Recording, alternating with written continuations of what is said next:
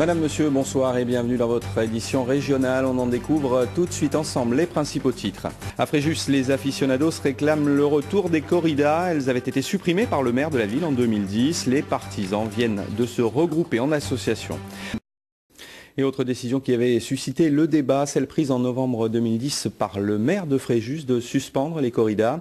Élie Brun avait alors expliqué ne plus souhaiter de mise à mort sur sa commune pour des questions d'éthique, mais aussi pour des raisons budgétaires. Des aficionados ont depuis monté un collectif pour demander leur retour. Alexandre de Quitte et Charles-Henri Boudet. Fréjus a accueilli sa dernière corrida en 2006. Depuis, les arènes sont en rénovation. Les aficionados attendaient avec impatience la fin des travaux prévus en 2012 pour revoir des spectacles de taureaux dans leur ville. Mais en novembre 2010, le maire a décidé de suspendre les corridas. Impensable pour ces amoureux de tauromachie, ils ont décidé en janvier de monter un collectif pour le maintien des corridas à Fréjus. On se bat parce que c'est une tradition qui est plus que centenaire.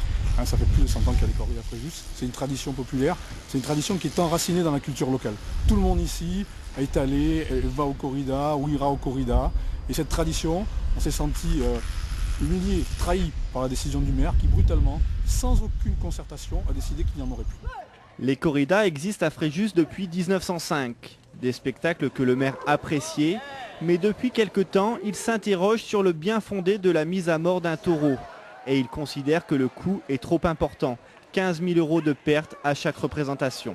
Que ça coûte tellement cher aujourd'hui et il faut faire venir des gens, des toreros qui sont en Amérique du Sud et tout. On voit bien qu'en Europe, même l'Espagne se désengage, même les grandes villes espagnoles, même les villes du sud-ouest de la France, etc. Et tout. C'est pas un hasard, c'est pas un fait de l'histoire, c'est ainsi.